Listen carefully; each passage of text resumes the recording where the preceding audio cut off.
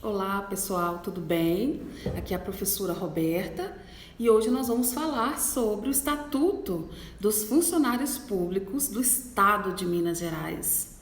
O Estatuto pertence ao edital daquele que quer ser servidor público e todos os entes federativos eles têm autonomia para ter o seu próprio estatuto.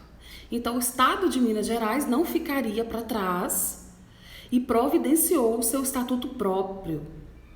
É claro que esse estatuto, ele é do ano de 1952, uma data que nós podemos concluir que houve muitas alterações, nós tivemos muitas atualizações, tivemos também várias recepções pelo texto constitucional e tivemos várias inconstitucionalidades diante das mudanças do próprio texto constitucional federal.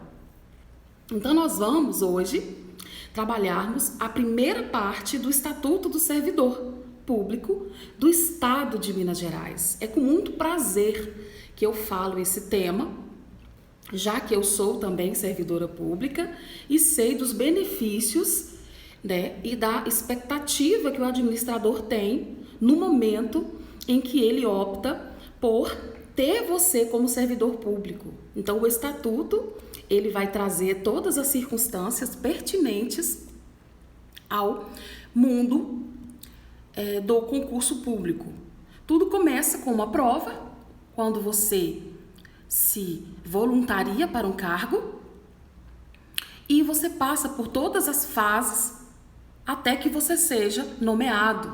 Após a nomeação, vem uma série de fatos e atos para que você possa, enfim, entrar em exercício, tá bom? Então, essa lei, ela regula as condições do provimento dos cargos públicos, os direitos, as vantagens, os deveres e responsabilidades dos funcionários civis do Estado de Minas Gerais. Então, ressaltando, esse estatuto não serve para o servidor militar, ele só serve para o servidor civil. Enfatizamos aqui esse primeiro artigo que resguarda o servidor civil da proteção desse próprio estatuto. Então, vamos começar primeiro estabelecendo o conceito de servidor público. O servidor público estadual seria aquela pessoa legalmente investida em cargo público ou função pública na administração direta, autárquica e fundacional do Estado de Minas Gerais. Então, nós temos também a opção do servidor que, de uma forma precária, também possui uma função pública. Então, não somente aquele que tem um cargo público. Aquele que obtém a função pública, ele não é servidor público, certo? Mas ele é lembrado pelo estatuto. Ele é contado como um tipo de servidor e nós vamos falar dele oportunamente ao longo das nossas aulas, tá bom? Então vamos lá para alguns detalhes. Onde houver servidor estadual, suas relações com o Estado de Minas Gerais, elas serão regidas pelo estatuto. Então, onde tem servidor público civil, eu terei ali o estatuto regulando aquela conduta e aquela relação jurídica, tá bom? Atualmente, os servidores estão distribuídos entre a administração direta, que são as secretarias estaduais, os órgãos ligados diretamente ao gabinete do governador, e a administração indireta, que seria as autarquias e as fundações públicas estaduais, tá bom? Então, somente alcança os servidores civis. Em suma, os bombeiros militares, os policiais militares, eles estão sujeitos a um estatuto próprio que não faz parte do nosso estatuto, tá bom? E tome bastante cuidado com essas definições. O alcance do estatuto, porque além deles, nós temos o chamado empregado público, que também não é regido pelo estatuto. Ele é regido pela CLT, a Consolidação das Leis Trabalhistas. Então, nós temos 3 tipos de servidores. Nós temos o servidor que tem um cargo público, que é aquele estatutário que advém de um concurso. Temos aquele que detém apenas a função pública, onde nós teremos uma contratação em torno da própria autorização legal para cargos de chefia, assessoramento e direção. Estamos falando do cargo comissionado. E, por fim, nós temos o empregado público, que é aquele que presta concurso também, mas os cargos estão obrigatoriamente, por lei, regidos pela Consolidação das Leis Trabalhistas. Nós podemos dar 2 exemplos. Nós podemos citar como exemplo aqueles que prestam concurso para os bancos públicos e aqueles bancos mistos.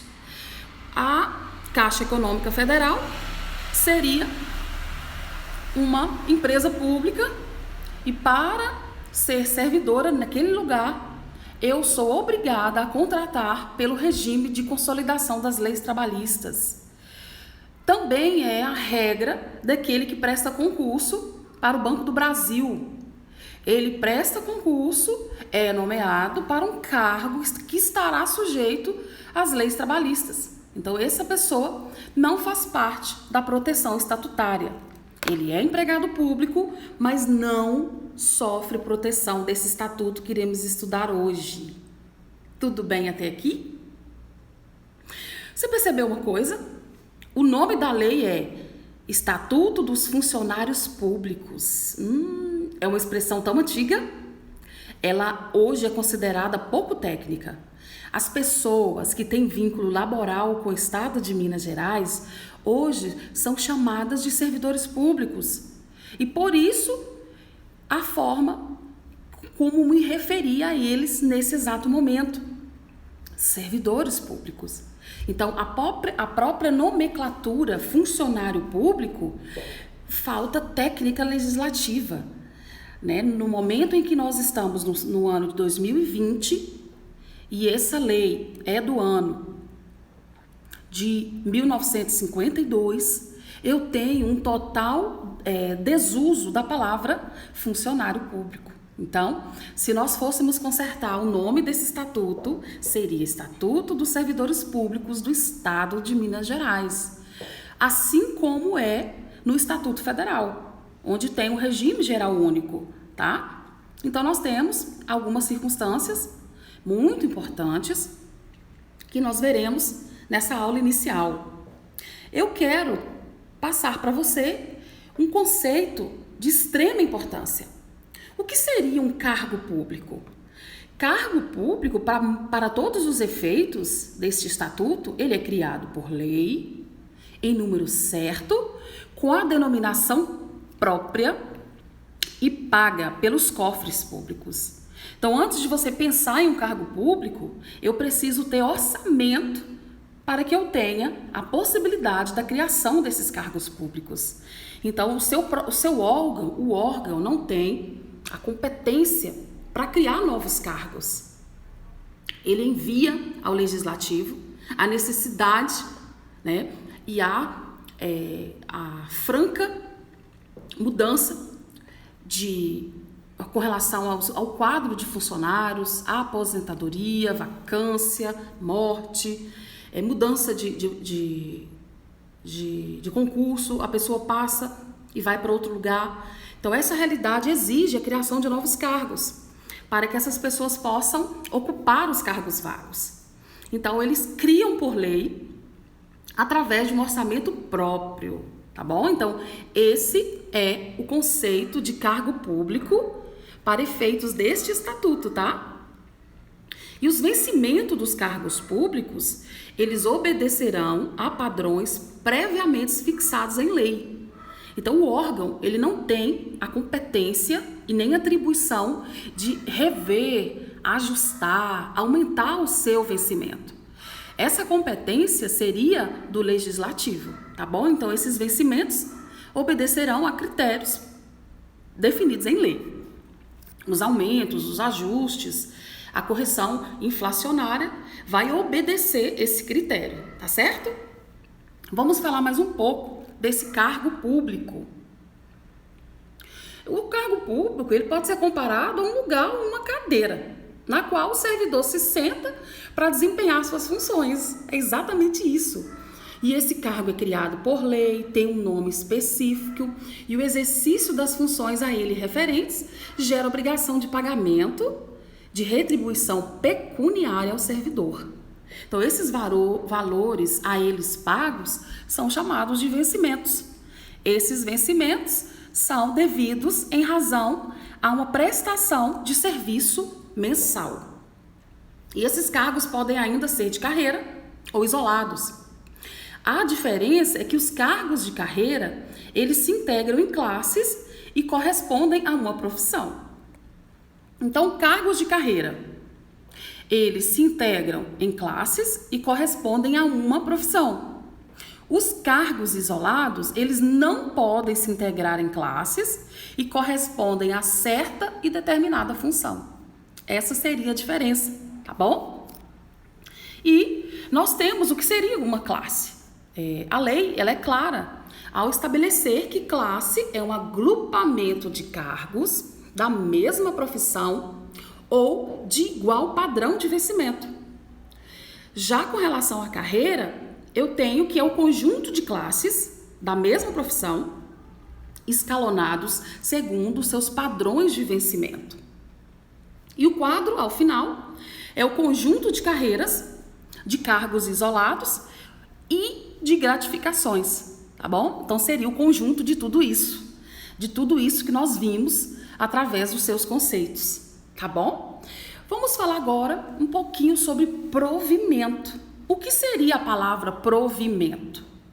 Provimento é preencher o cargo público.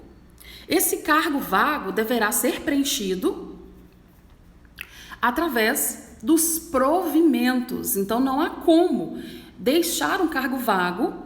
Nós utilizaremos os provimentos previstos no Estatuto Estadual para ocuparmos esses cargos vagos.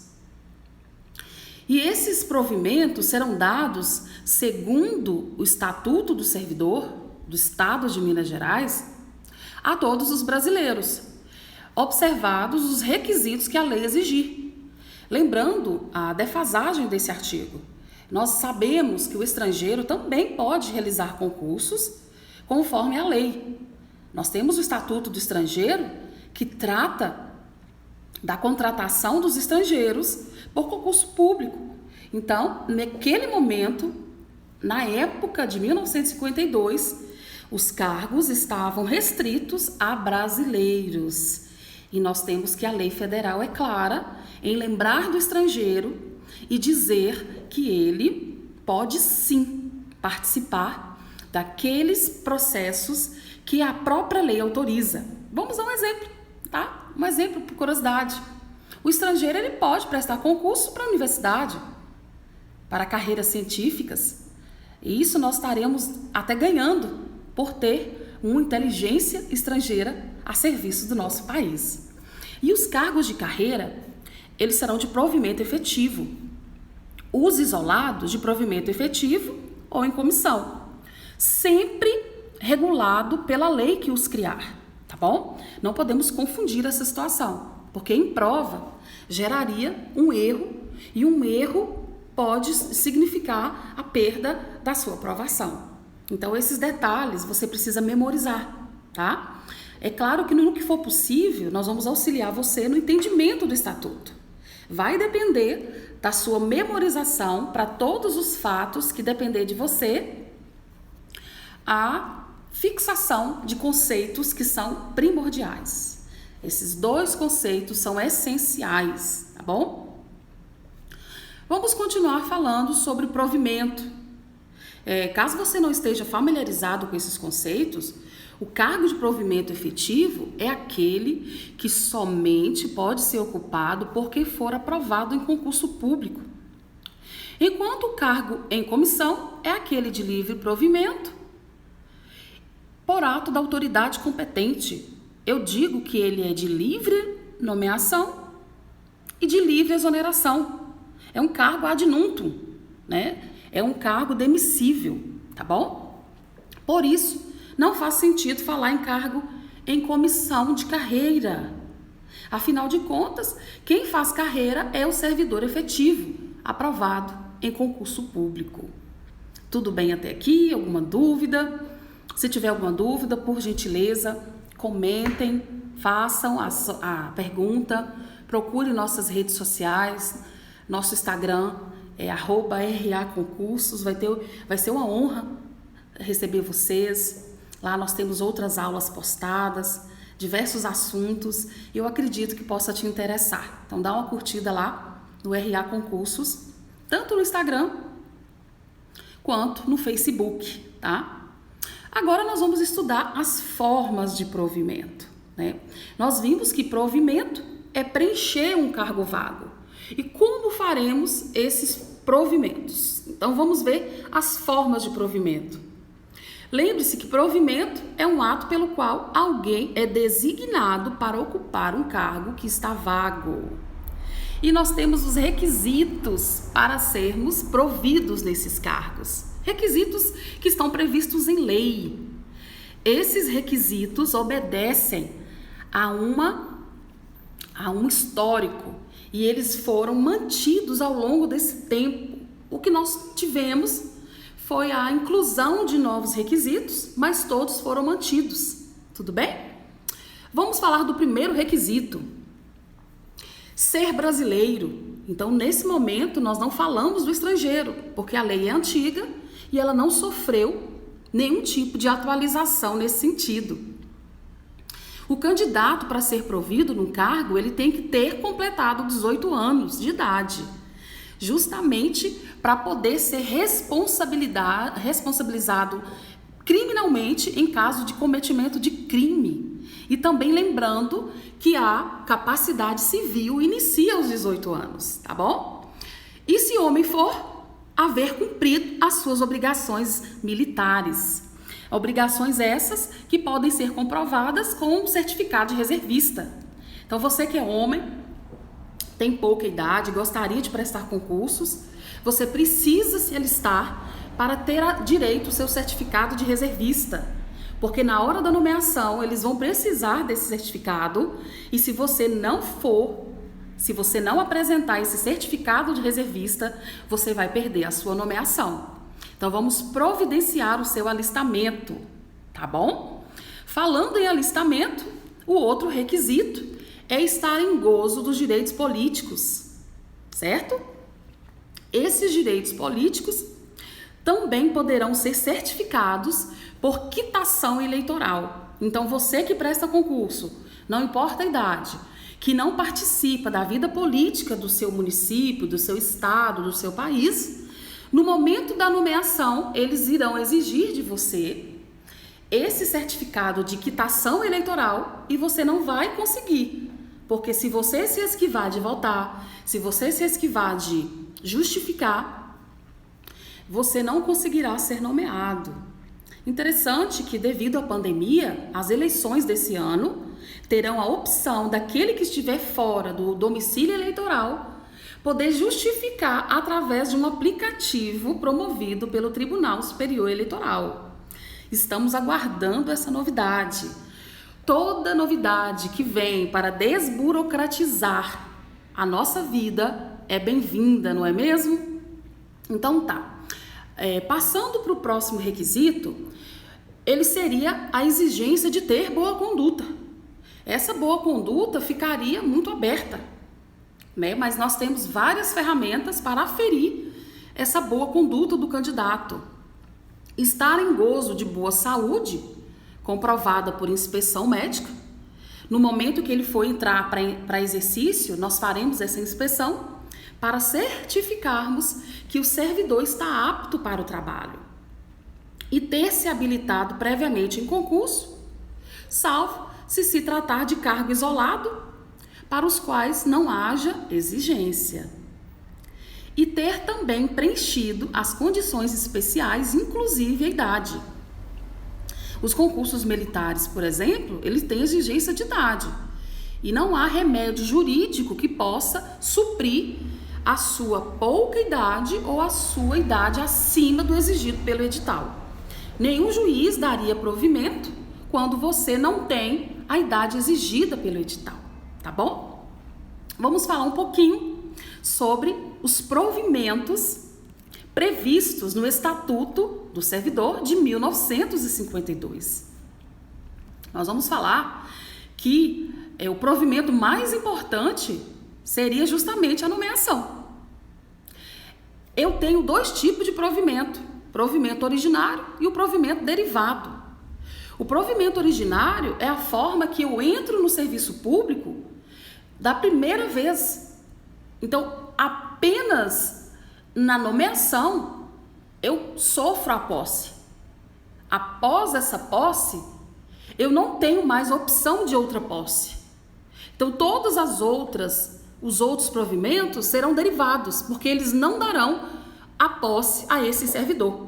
Brincando em miúdos, os provimentos derivados são a dança de cadeiras. É do servidor que já está nomeado, empossado, em exercício, e ele tem a opção de ocupar um outro cargo dentro do serviço público, como, por exemplo, a promoção, tá? Então, aqui eu tenho o provimento originário e o derivado.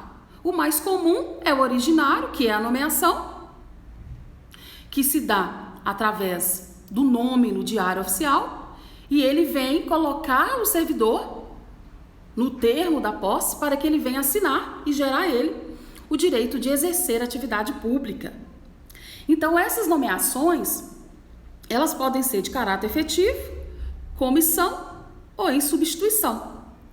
E o caráter de substituição não foi recepcionado pela nossa Constituição de 1988. Então, nós não vamos nem falar sobre ela. Apesar dela estar escrita no nosso estatuto, ela fere a nossa Constituição Federal. E se ela fere, ela não tem efeito jurídico. Vamos falar do caráter efetivo, que é aquele servidor efetivo de carreira ou isolado que assim presta um concurso e é empossado. A nomeação para a comissão, ela também é de cargo isolado, que em virtude de lei, assim deve ser provido. Nós estamos diante aqui de uma exceção, porque toda nomeação por ela mesma, ela vai ser de caráter efetivo. Mas as nomeações autorizadas por lei se darão também por comissão, tá? É interessante quando você estabelece e deixa bem claro que as nomeações em comissão também existem. Por exemplo, aquela pessoa que não prestou concurso, ao ser nomeada para um cargo em comissão, ela também passará pelo diário oficial do ente federativo. A sociedade tem o direito de saber quem é o novo servidor, pelo princípio da publicidade, da impessoalidade e da moralidade pública. Eu tenho o direito de saber quem foi o servidor nomeado para aquele cargo em comissão. Tá bom? Até aqui tudo bem? Alguma dúvida? É claro que eu estou sempre à disposição. No nosso site raconcursos.com tem o nosso WhatsApp e ele vai te levar num link direto para perguntas para os nossos professores. Então, fique à vontade para esclarecer qualquer dúvida. Vamos falar da primeira investidura. O que é investidura? A investidura é colocar alguém na posse de um cargo. Então, investidura é uma coisa, posse é outra. A primeira investidura em cargo de carreira e em outros que a lei determinar, efetuar-se-á mediante concurso, procedida de inspeção de saúde.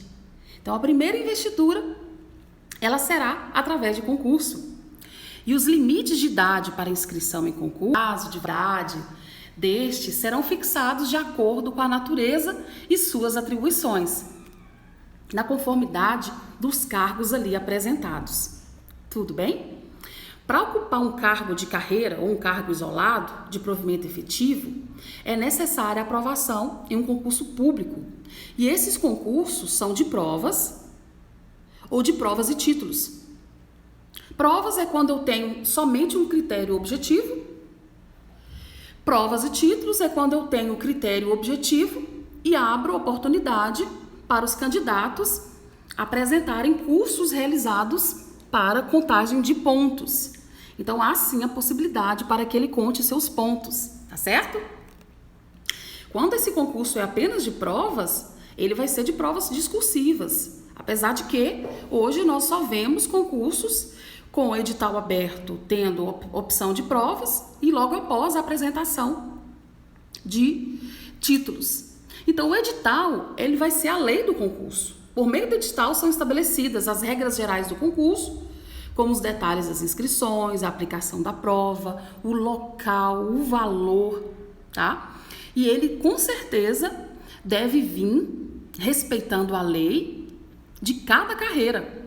Não podemos ver nesses editais regras criadas do nada. Nós temos que estabelecer e respeitar essas regras dos cargos e das carreiras. Eu vou finalizar essa primeira aula, ela foi apenas introdutória. A próxima aula nós gravaremos sobre os provimentos, como se dão os provimentos e quais são os tipos de provimento. Eu me despeço de vocês, aguardo vocês na próxima aula. Um beijo!